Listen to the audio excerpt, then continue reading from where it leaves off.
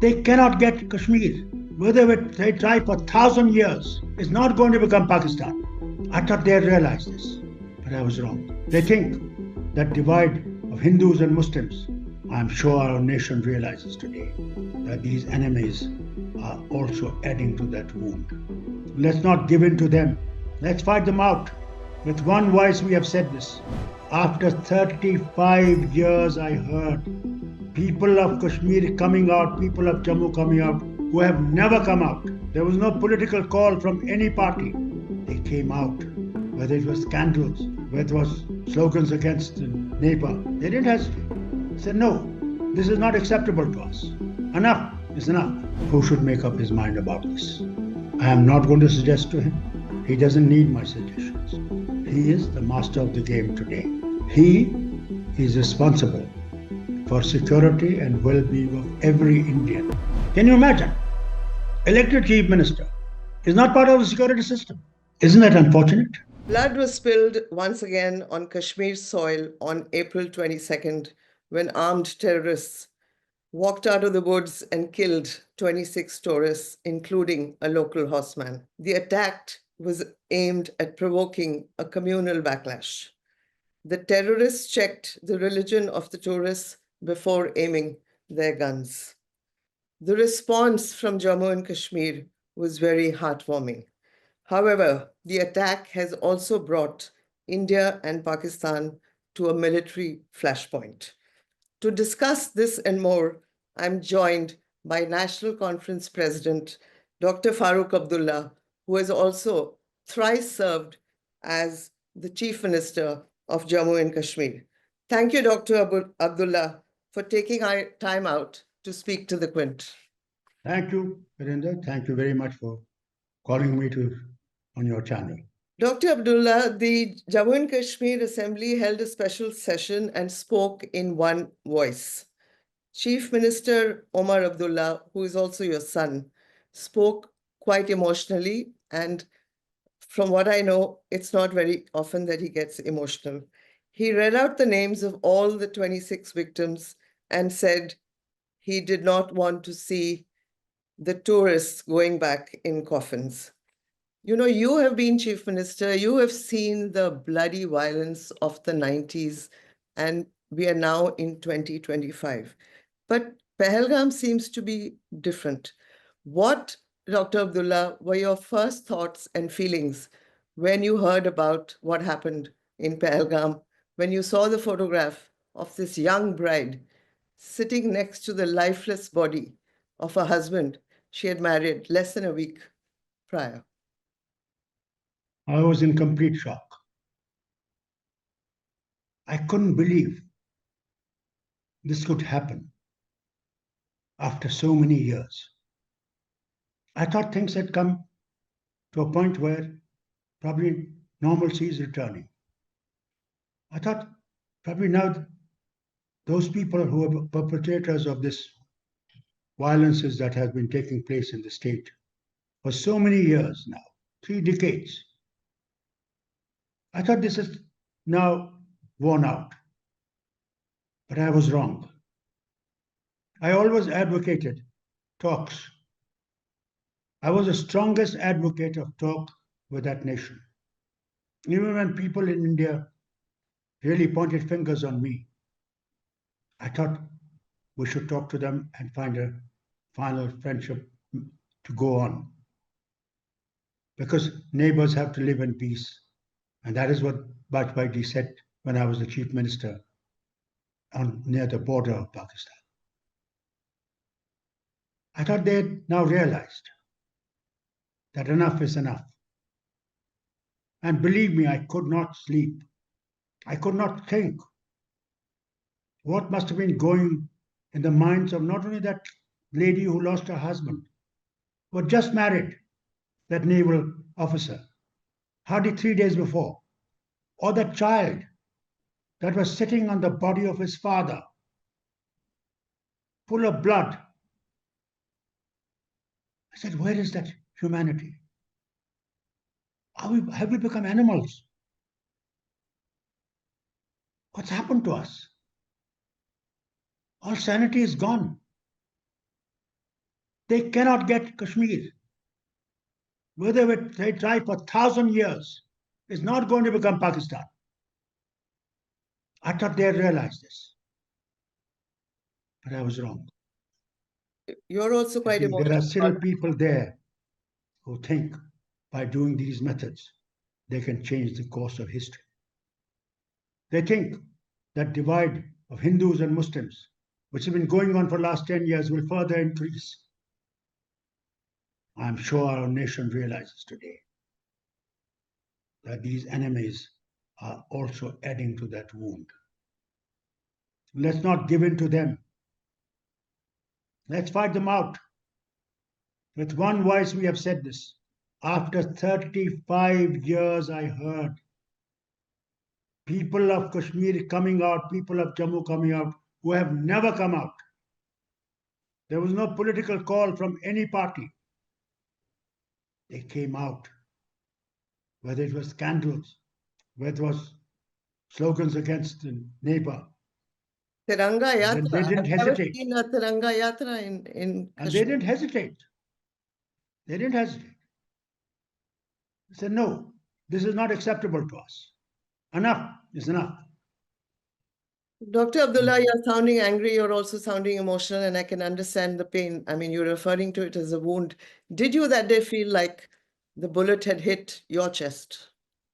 I felt I was dying, for I believed in peace, prosperity.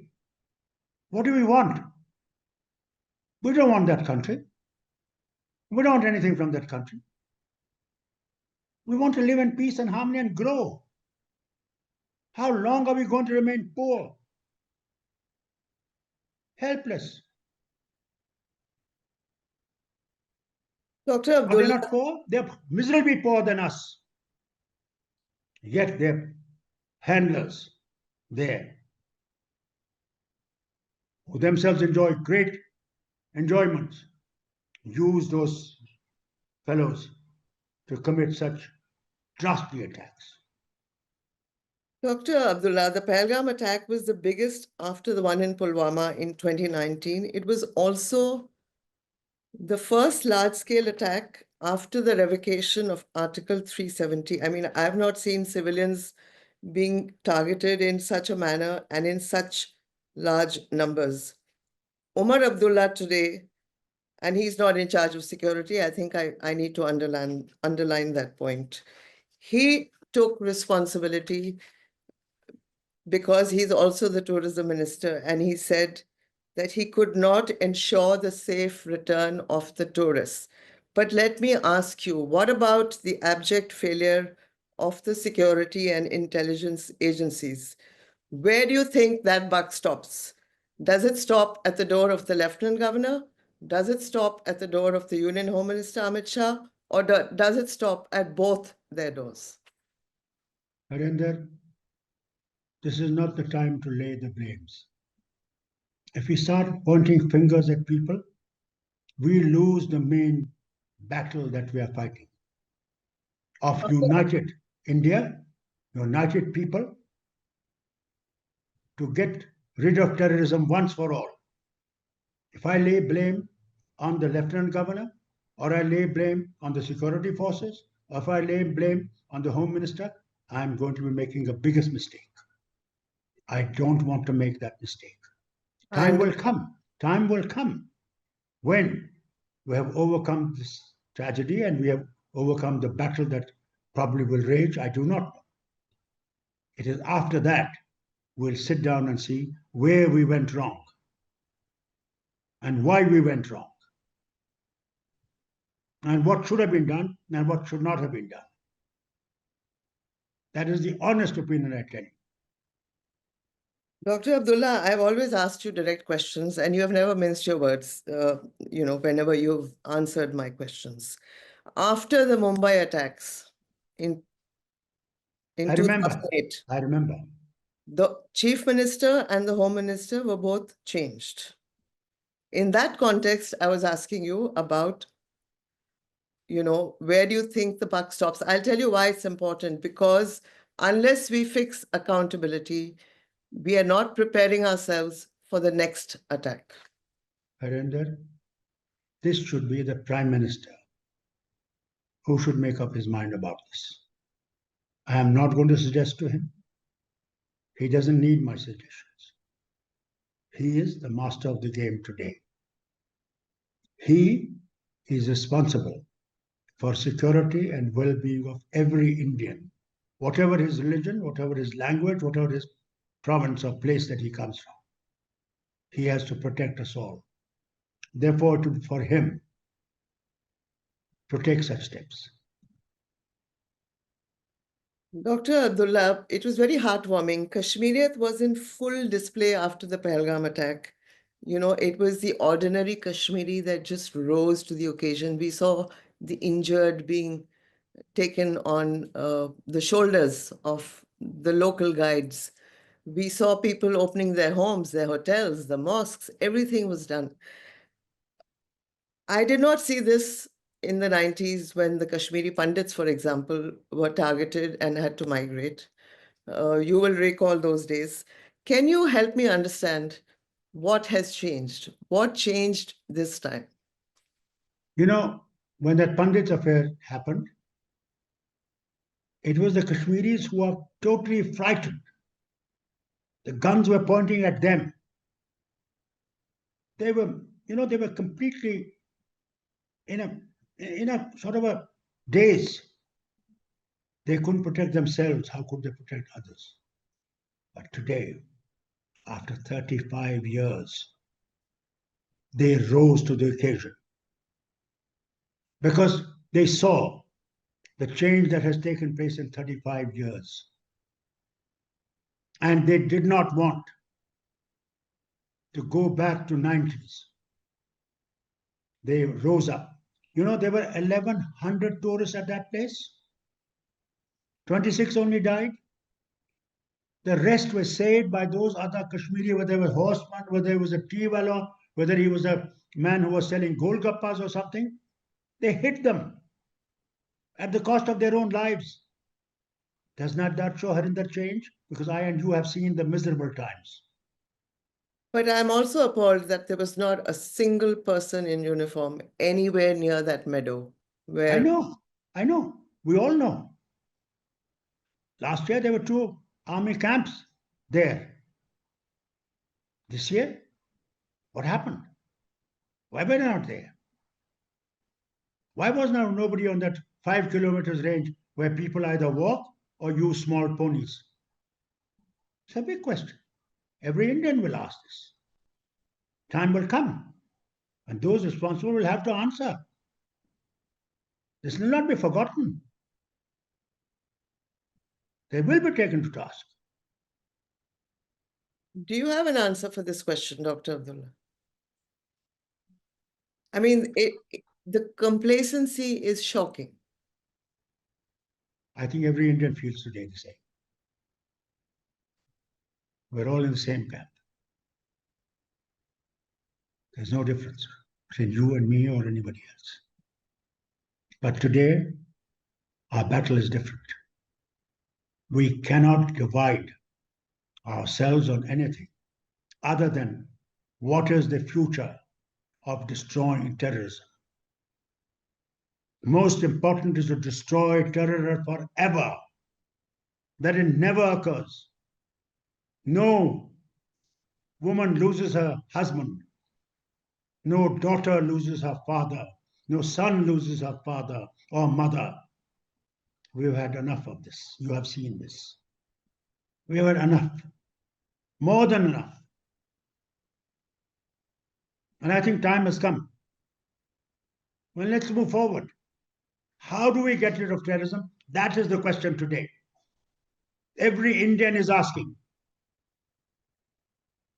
Is a military... What is going to be? How do you end this thing? How will you end terrorism? How will you end those who are nurturing them, who are sending them here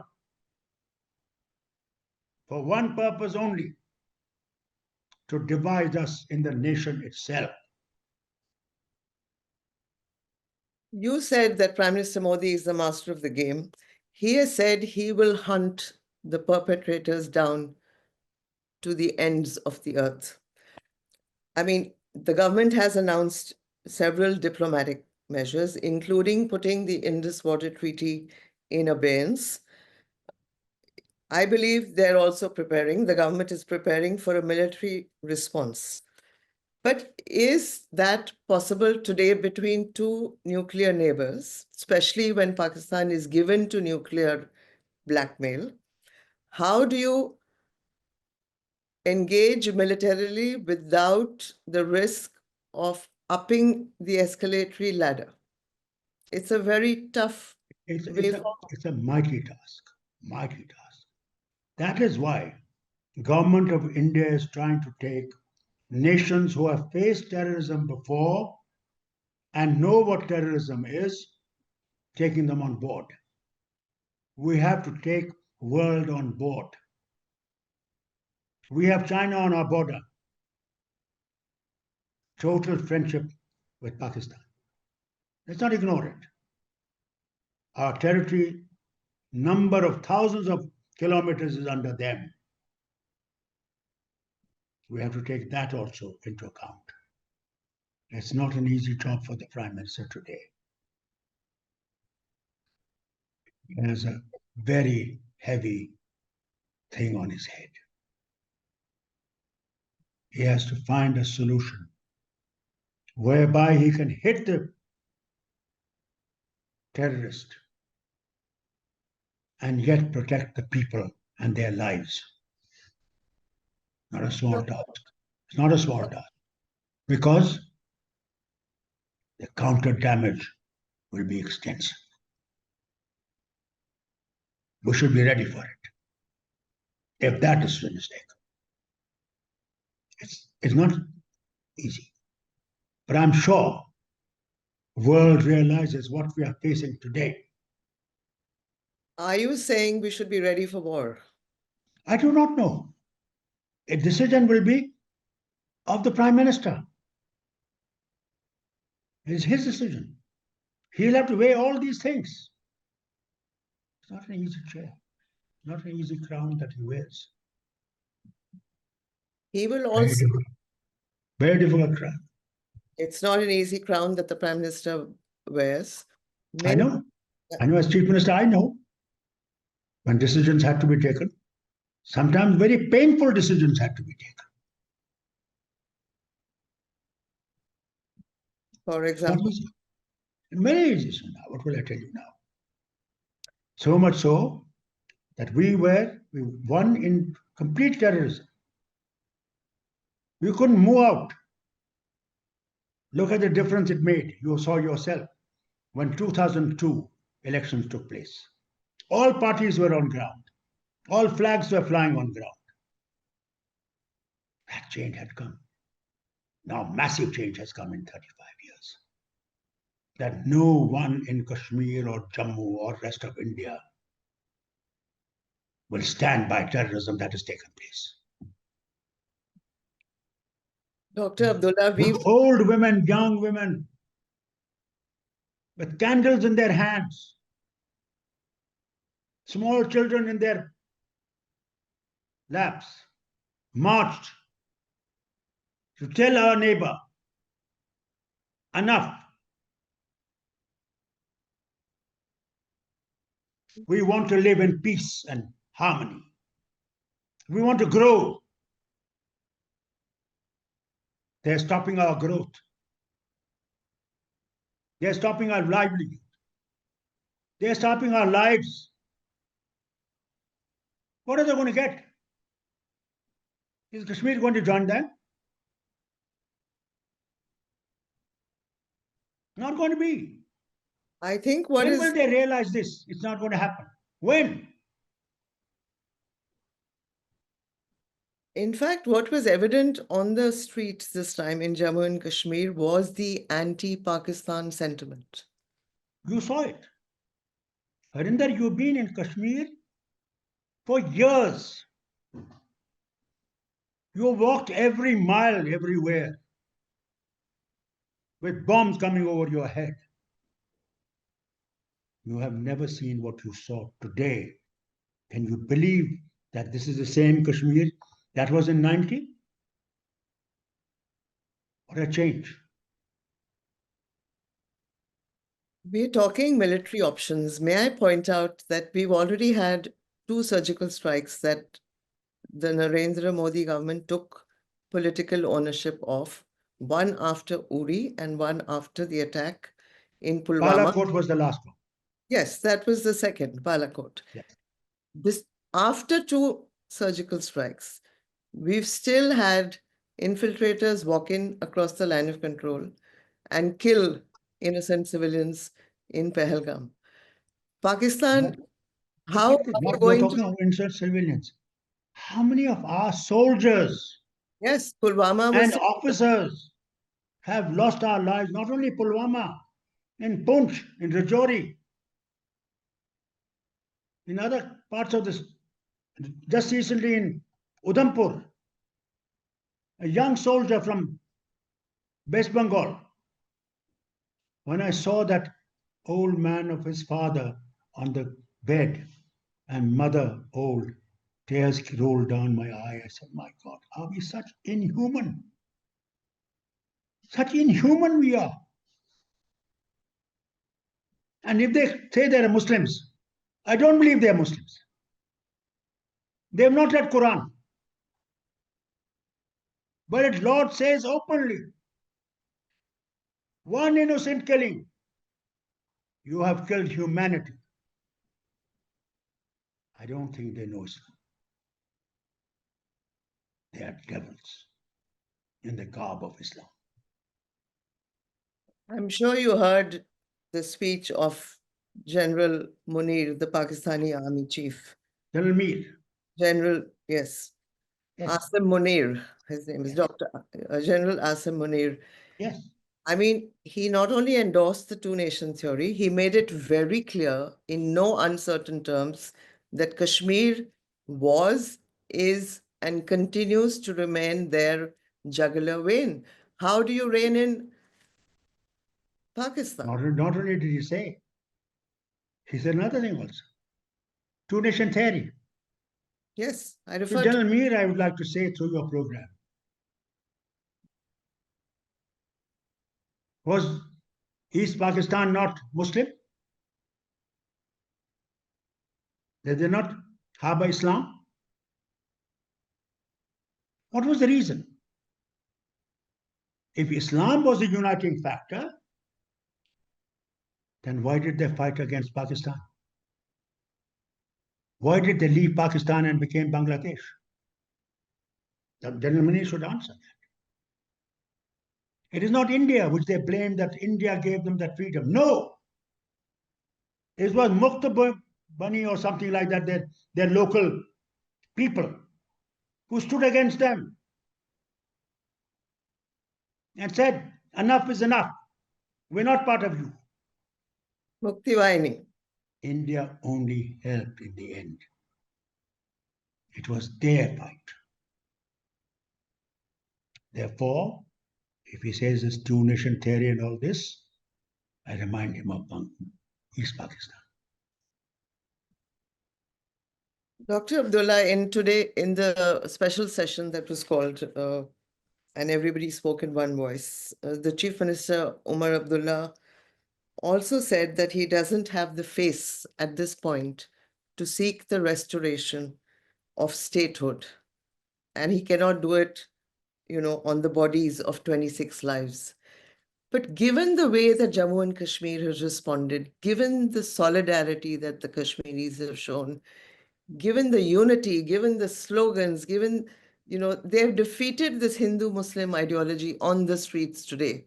Is this not a window of opportunity that New Delhi must see? It is a window of opportunity, and I think Delhi should immediately consider restoring statehood to this Jammu and Kashmir. It's vital. Can you imagine?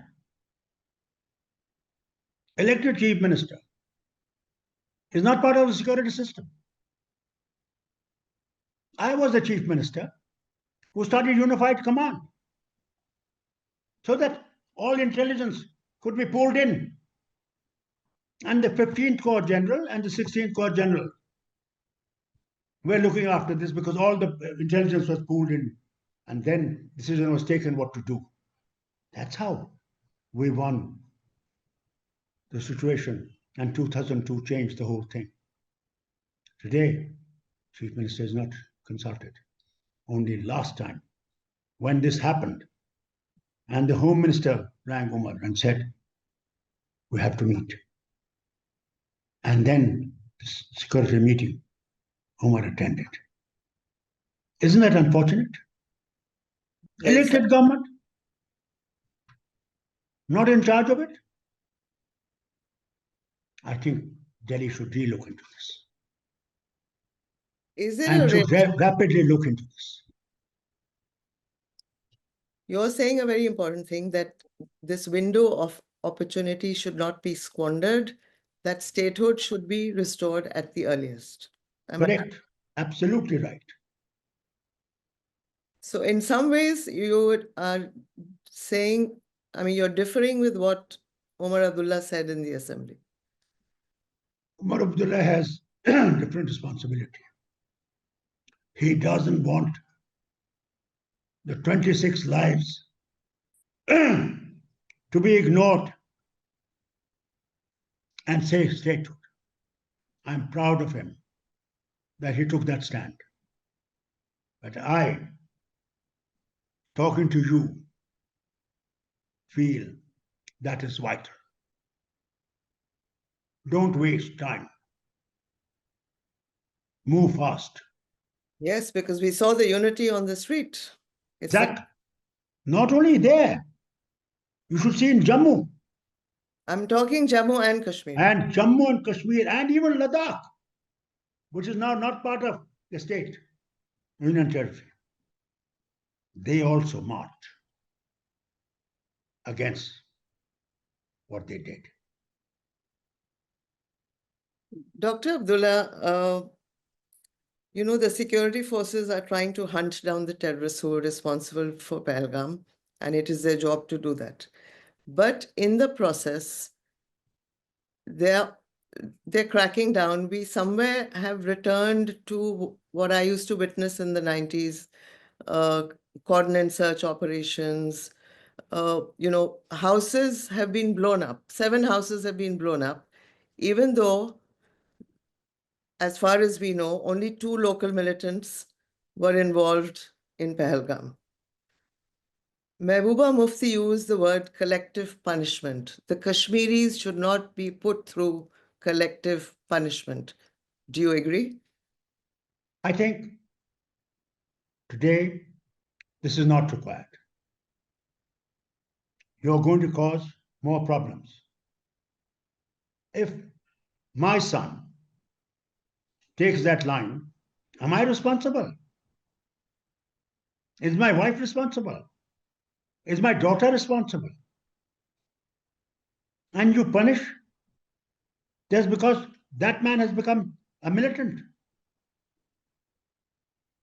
Or when you're searching, don't beat a common man who stands by you. That should not happen because it will create another tragedy for us. This unity that we have, in no way I want that unity to change. And Delhi must realize this. Don't create more problems. Let's be united to face the enemy, rather creating enemy within our own ranks. Yes, because there is a sense of alienation that has not totally gone away. There is a wound about the revocation of Article 370. There is, but today, this is not the time to talk about it. This is the time of unity, and unity for all of us, to face those who have done this massacre. Dr. Abdullah, Kashmiris outside Jammu and Kashmir are feeling intimidated and threatened. Omar Abdullah has spoken to his counterparts in several states. Would you like to reach out to them in any way? Not only that, the ministers went to Mumbai, to Uttarakhand, to UP, to all these places to reassure through their governments, the people of that state, that we are together and you should be together with us. And requested them. There are people in the country who want to create tragedies. There are people. There's a vested interest. They harmed our children, students. Not only My tragedies. minister went to Chandigarh also, where one boy was, the knife was used on his arm. I know of another person in Pune studying. And the people said that you've killed our people. Why can't we kill you? That girl is not responsible for what they have done from across the border. How do you think she feels and her parents feel? That is my daughter safe? Is my boy safe? Today, I request through your channel, not only the governments, but the people of India, protect our children as you protect your own. Don't give a chance to our neighbor to use this to beat us from their media and create further division within us. Please. Dr. Abdullah, the wives who lost their husbands in Pahalgam have said, do not demonize the Kashmiris. They are the ones who helped us. There is nothing wrong with Kashmir. They are the ones seeking accountability from New Delhi. I am proud of them. I am proud of them who lost their dear and near ones. Even today, they stand by us, knowing fully well we are not responsible. The responsibility lies somewhere else. Dr. And Abdullah, I'm grateful from my heart for what they have said. History often sends us very grim reminders. When I heard about Pahalgam, J.D. Vance, the US Vice President, was visiting India. You were the Chief Minister in 2000, March, when the US President Bill Clinton came to India, when 36 Sikhs were slaughtered in Chitty Singh. In Chatti Singhpura. Yes. Yes. I mean, I remember that very well. You know what happened? There was a lunch given by the Prime Minister. And I was also in that lunch. And suddenly I get a news that people have been slaughtered in Chatti Singhpura who had never done anything wrong. Never. I went. God bless his soul. Badal Sahab, he was also there. I said, Badal Sahab, please come with me. That will strengthen us. Clinton said, why are you leaving without lunch? I said, sir, how can I have lunch when my citizens have been slaughtered in cold blood? And I said, when you go across the border, please tell them, I still remember my words, tell them, this is not on. And America does not stand by this. the reason I And brought I remember when I walked to that village and to that Gurdwara, mud Gurdwara, and these people's chittas were burning. And these young people sitting in the Gurdwara, they had blood in their eyes. हमने क्या किया? हम तो आराम से रह रहे थे. हमने किसी का घर नहीं बिगाड़ा, किसी का कुछ नहीं बिगाड़ा। हमने क्या किया कि हमने ये देखना पड़ा? I swear to you, Fatehdar told me at the airport while I was going, doctor साहब मत जाइए, वहां मार डालेंगे। मैंने कहा मैं मरना पसंद करूंगा, मगर जाऊंगा जरूर। Are you planning to go to मैंने Pahalgam? उनकी आंखों से खून के आंसू देखे। Are you planning to go to Pahalgam soon? Yes, my son went, my son's other party people went, my grandchildren went to every home. I'm sad only about one thing. Why did they not allow Rahul Gandhi ji to visit those patients in the hospital or Pahalgam? What would have gone wrong? They told my grandchildren, you can't go. But my grandchildren went. They said, bugger all. We are going to go.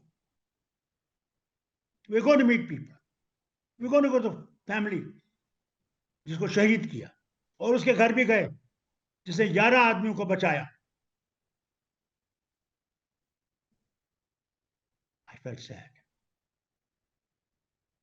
How much it would have helped to give people, not only local but the visitor, that feeling that yes, the nation is with us. Why don't they understand these things? What is wrong with them? National leader comes. How much would have not given that boost to our people? That nation stands by us. The reason I brought up Chitty Singh Pura and J.D. Vance's visit is also because, you know, we know that Pakistan ups the ante every time there is a visit by a high-profile VIP. We Not really only should this, have been prepared. Even after Baluchistan, we should have been prepared. Harinder, can you imagine? We're not helping the Baluchis. Their own liberation force that they have made stopped the train and took first women and children out. Then saw cards of each one of these people, and they were soldiers. And they shot the soldiers. Are we responsible? How do you hold us responsible? What is happening in your nation? We don't create terror. I mean, the We were Pakistan. not responsible for Mumbai. First they didn't own it. Then they owned it. Yes, it's our people. We have never been terror states. We have rejected terrorism always. We paid the price with Mahatma Gandhi. Because we stand by something. Dr. Abdullah, you have had a very long political innings. You have dealt with so many prime ministers, from Indira Gandhi to Rajiv Gandhi, Deve Gowda, I.K. Gujral, Jawaharlal Nehru, when my father was in the prison. uh, I met him a number of times. Manmohan Singh, Atal Bihari Vajpayee, now Narendra Modi. VP Singh. Yes. Who, Dr. Abdullah, in your mind, was the most, who in your mind understood Kashmir the best? Let me tell you. Nehru was a Kashmiri and felt deeply for Kashmir. Then Indira was his daughter. Many of the things I may not agree with what she did, but she was a strong prime minister. But she I can plotted, never forget. she I can conspired, never forget.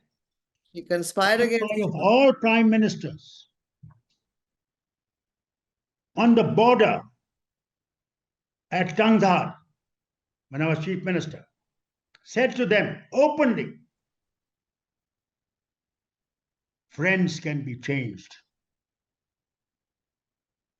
Neighbors cannot be changed. Either we live in harmony with each other and both will grow. If we live in hate, then you will suffer more than us. Did they realize this? He was one prime minister. Now what about Manmohan Singh? How can you forget that gentleman? How much they abused him. But he stood by what he believed. Tried to win somehow confidence of that nation and this nation so that we can live together in happiness. He failed, as Vajpayee failed, but never gave up to his last breath. Second Prime Minister. Prime Minister Modi. Tried. He was in, I think he was in Afghanistan. When he went to Lahore. And when he went to Lahore, to a nation which you could not believe somebody might shoot him like they shot their own governor in Lahore. Do you remember?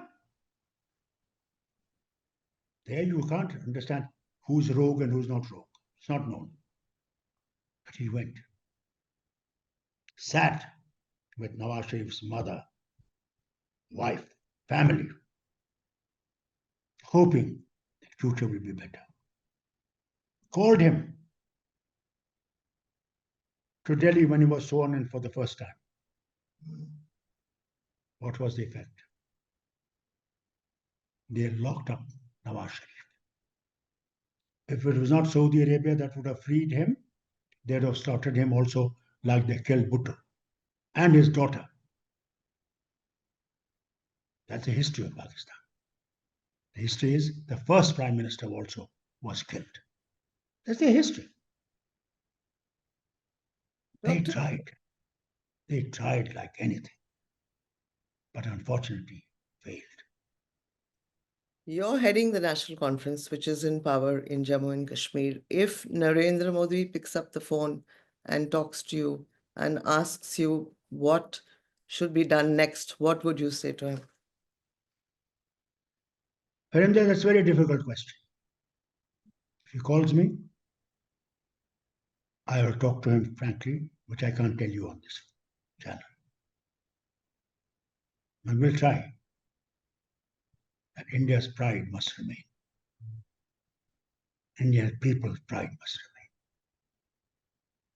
We are a proud nation. I opposed when the plane was hijacked to Kandahar. I then said, releasing those terrorists, Maulana Azhar and others, will be the most dangerous thing we are going to do for our nation. Today, I am proved right. You said more. You said it is a nail in India's coffin. Those were your words. And Remember? you said that to me in an interview. I remember. You said it is a nail Today, in we are India's paying coffin. that price. We are paying that price. Honestly, I'm telling you. They are also involved. All this thing, they know where and how and what to do. The world must put pressure on Pakistan. Hand them over to India. Hand them over to India for justice.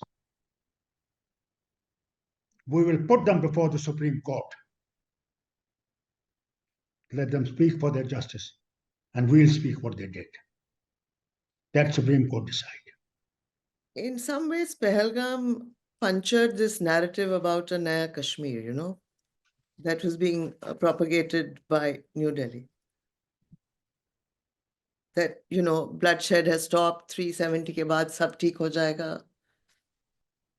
I think this is not the time for me to tell you this. Let's get over this. Then you meet me again. I'll tell you many things which I have not told you before.